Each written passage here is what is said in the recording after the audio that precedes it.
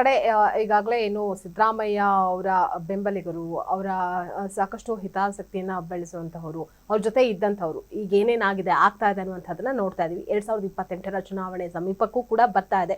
ಸಿದ್ದರಾಮಯ್ಯ ಅವರು ಈಗಲೂ ಏನ್ ಮಾಡಬಹುದು, ಯಾವಾಗ ಏನಾಗುತ್ತೆ ಅನ್ನುವಂತಹ ಆತಂಕ ಸರ್ಕಾರಕ್ಕೂ ಅದರಲ್ಲೂ ಡಿ ಕೆ ಶಿವಕುಮಾರ್ಗೆ ಅಂತೂ ಇದ್ದೇ ಇದೆ. ಫೈನಲಿ ಮುಂದೆ ಸಿದ್ದರಾಮಯ್ಯ ಏನ್ ಮಾಡಬಹುದು? ಎಸ್, ಇದು ನೋಡಿ $1 million ಪ್ರಶ್ನೆ. ಇದು ಸಿದ್ದರಾಮಯ್ಯ ಏನ್ ಮಾಡ್ತಾರೆ, ಅದು ದಿ ಒನ್ ಆ್ಯಂಡ್ ಓನ್ಲಿ ಸಿದ್ದರಾಮಯ್ಯನವ್ರಿಗೆ ಮಾತ್ರ ಗೊತ್ತು ಏನ್ ಮಾಡಬೇಕು. ಸಿದ್ದರಾಮಯ್ಯ ಸುಮ್ಮನೆ ಅಂತೂ ಇರಲ್ಲ.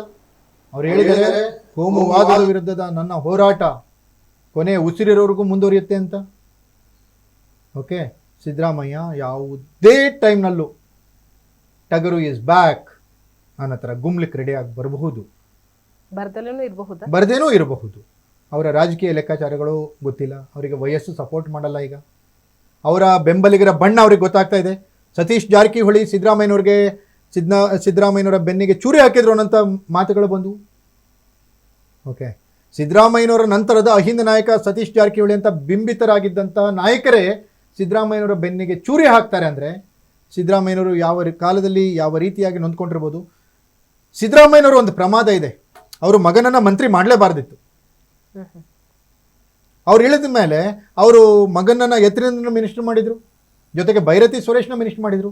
ಹಾಗಾದ್ರೆ ಸಿದ್ದರಾಮಯ್ಯನವರ ಪ್ರಕಾರ ಈಗ ಅಹಿಂದ ಅಂದರೆ ಕುರುಬರು ಮಾತ್ರನ? ಅವ್ರನ್ನೇ ನಂಬ್ಕೊಂಡಂತ ಸಂತೋಷ್ ಲಾಡ್ಗೆ ಯಾಕೆ ಮಿನಿಸ್ಟರ್ ಮಾಡಲಿಲ್ಲ ಇವರು ಅಲ್ವಾ? ಈ ಪ್ರಶ್ನೆ ಬರುತ್ತಲ್ವಾ? ಈಗ ಆಯಿತು, ಭೈರತಿ ಸುರೇಶು ಮತ್ತು ಸಂತೋಷ್ ಲಾಡ್ ಇಬ್ಬರನ್ನು ಅಕ್ಕಪಕ್ಕದಲ್ಲಿ ಇಟ್ಕೊಳ್ಳಿ. ಯಾರು ಕಾಂಗ್ರೆಸ್ಗೆ ಹೆಚ್ಚು ನಿಷ್ಠೆಯಿಂದ ಇದ್ದರು, ಯಾರು ಕಾಂಗ್ರೆಸ್ನ ಹೆಚ್ಚೆಚ್ಚು ಸಮರ್ಥಿಸ್ಕೊಂಡ್ರು,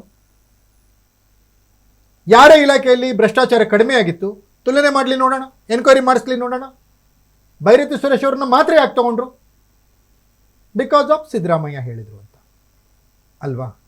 ಭೈರತಿ ಸುರೇಶ್ ಎಷ್ಟು ಜಿಲ್ಲೆಯಲ್ಲಿ ಅವರ ಒಂದು ಪ್ರಭಾವ ಇದೆ, ಎಷ್ಟು MLAಗಳನ್ನು ಗೆಲ್ಲಿಸ್ಕೊಂಡು ಬರೋದು ತಾಕತ್ತಿದೆ Byrathi ಸುರೇಶ್ಗೆ.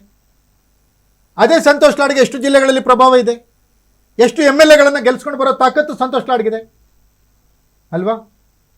Dharwad district incharge minister, ಬಳ್ಳಾರಿಯಲ್ಲಿ 4-5 ಕ್ಷೇತ್ರಗಳಲ್ಲಿ ಅವ್ರು ಹಿಡಿತಾ ಇದೆ, ಬೆಳಗಾವಿ ಜಿಲ್ಲೆಯಲ್ಲಿ ಹಿಡಿತಾ ಇದೆ, ಮರಾಠ ಸಮುದಾಯದ ಪ್ರಮುಖ ನಾಯಕ. ಇಲ್ಲಿಯೂ ಕೂಡ ಸಿದ್ದರಾಮಯ್ಯನವರು ಹಿಡಿದಿದ್ರ ಅಥವಾ ಸಿದ್ದರಾಮಯ್ಯನವರ ದಾರಿ ತಪ್ಪಿಸಿದ್ರ? ಸಿದ್ದರಾಮಯ್ಯನವರು ಕೊನೆಯ ಕ್ಷಣಗಳಲ್ಲಿ ತಾವೇ ಮಾಡಿರೋ ಸ್ವಯಂಕೃತ ಅಪರಾಧದಿಂದ ಈಗ ಮೂಲೆ ಗುಂಪಾಗ್ತಾ ಇದ್ದಾರೆ, ಅಥವಾ ಡಿ ಕೆ ಶಿವಕುಮಾರ್ ಸಿದ್ದರಾಮಯ್ಯನವರು ಮತ್ತೊಂದು ಪವರ್ ಸೆಂಟರ್ ಆಗಬಾರ್ದಂತ ಮೂಲೆ ಗುಂಪು ಮಾಡ್ತಾ ಇದ್ದಾರೆ?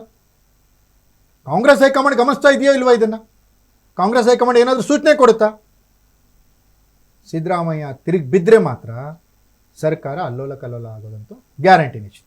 ಓಕೆ, ಒಟ್ನಲ್ಲಿ ನಿನ್ನೆ ಇಂದು ನಾಳೆ ಯಾವಾಗ ಏನ್ ಬೇಕಾದ್ರೂ ಆಗಬಹುದು ಅನ್ನುವಂಥದ್ದಕ್ಕೆ ಇದೊಂದು ಬೆಸ್ಟ್ ಎಕ್ಸಾಂಪಲ್, ರಾಜಾ ನಿದರ್ಶನ ಅಂತ ಹೇಳಿದ್ರೆ ತಪ್ಪಾಗೋದಿಲ್ಲ.